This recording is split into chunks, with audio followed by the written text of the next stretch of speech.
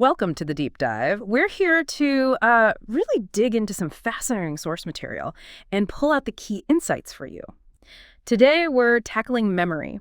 Ever wonder why, you can sing along to a song from years ago perfectly, but forget what you learned yesterday for that big meeting? It's a common thing, Oh, right? absolutely. It's incredibly common. So our mission today is to explore this really interesting approach to memory, one that promises, well, maybe less stress and some genuinely surprising results because it works with your brain. hmm Let's be real for a second. How often have you just felt completely fed up with trying to memorize things? School, especially, tends to hammer us with rote learning.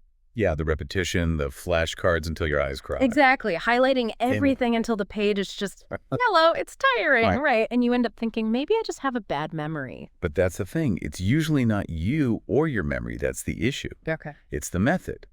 Our brains, see, they aren't really built for just brute force data dumps, like pouring info into an empty bucket. Okay. They're wired differently. They thrive on connections, on association, emotion, context, meaning. That's what they look for. So trying to just hammer facts in is kind of going against the grain. Precisely. You're fighting how your brain naturally wants to learn. And, well, how effective is that really going to be in the long run? Okay, so if the old way doesn't work with our brains, how do we actually start doing that? How do we tap into that natural wiring you mentioned? Well, that's where strategy comes in. Moving away from that frustrating grind of repetition towards something that's actually engaging, fascinating even. And this isn't just some abstract ideas, that there's a practical technique behind this. There is. And some of the best evidence really comes from Japan, a technique that's been refined over ages. Sometimes it's called the visualization palace, but more commonly it connects to learning kanji. Ah, the complex characters in Japanese writing.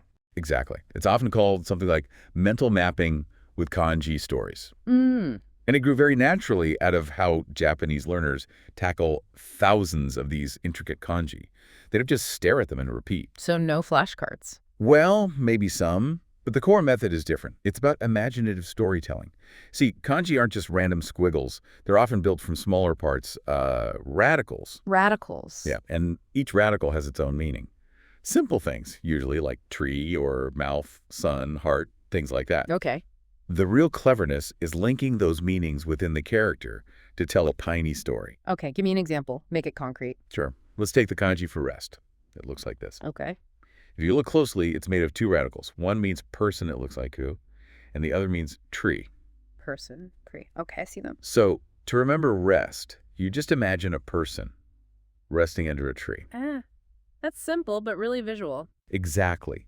That mental picture becomes a super strong anchor for the memory. You're not remembering abstract lines. You're remembering a little scene. Visualization plus storytelling equals memory. That's the core principle, yeah. Yeah. Long-term memory loves that combination. That makes a lot of sense for kanji. That person under the tree is sticky. But, what if you listening aren't learning Japanese? Does this whole idea still work? Oh, absolutely. That's the beauty of it. While it might have deep roots in learning kanji, Right. the technique itself taps into really fundamental ways the human brain learns and stores any kind of information. It's universal. So you could use it for? Anything, really. Yeah. Vocabulary in any language, preparing a speech, remembering strings of numbers, even just recalling the main points from a book or an article you read. Okay, I'm interested. So how would you actually do it? If someone listening wants to try this, say, today. Right, let's break it down. There are basically three key steps. Okay. Step one. First, break it down. Look at the information you want to remember. See if there are parts you recognize, or maybe something you can link to what you already know. Find an anchor. Find the person and tree parts, essentially. Kind of, yeah. Find the components. Second, create a story or an image. And this is where you can have fun. Make it vivid, make it funny, make it weird. Weird is good. Weird is great for memory. Unusual things stick, so really lean into that. Okay, break it down, create a vivid image. What's third? Third, place it somewhere. Use what's called a mental palace. This just means imagining a place you know really well, like your bedroom or your kitchen, or even your walk to work. And you mentally place that weird image or story in a specific spot in that familiar location. The location acts like a mental filing cabinet. Let's try one. How about a word, like elaborate, which means, detailed and complicated. Okay, elaborate. How could we make that weird? Maybe imagine a laboratory. full of rats. Okay. And one fancy lab rat, maybe wearing a tiny suit, is giving this incredibly detailed PowerPoint presentation. He's being very elaborate. Elaborate being elaborate. Okay, yeah, that's memorable. Probably slightly disturbing, but memorable. Exactly. The emotion, the weirdness, it helps it stick. Or numbers. People often hate numbers. Say 2045. Okay, 2045. Break it down. 2, maybe 2 birds. 0. Looks like a donut. Bird's donut. Okay. 4 could be, I don't know, samurai sword. It's kind of sharp looking. And 5 fingers on a hand. Right. So picture this, 2 birds flying over a giant zero-shaped donut, and suddenly a huge samurai sword smashes down onto a hand with 5 fingers spread out. Wow, okay. That's definitely weird. Weird, yes, memorable, you bet. See, weird works. So this isn't just some quirky party trick. There's actual brain science behind why this works so well. Oh, absolutely. It's deeply rooted in neuroscience. Yeah. When you create these kinds of images, these stories, you're not just using one little part of your brain. You're lighting up multiple areas. The parts for long-term memory, sure, but also areas involved in emotion and spatial awareness. That's your mental palace. And, critically, imagination. So it's like a full brain workout for that one piece of information. Exactly. The more senses, the more connections, the more neural pathways you involve, the stronger and more lasting that memory trace becomes. It makes perfect sense when you think about how the brain is structured. And this connects to those memory champions you hear about, the ones who memorize decks of cards. Precisely.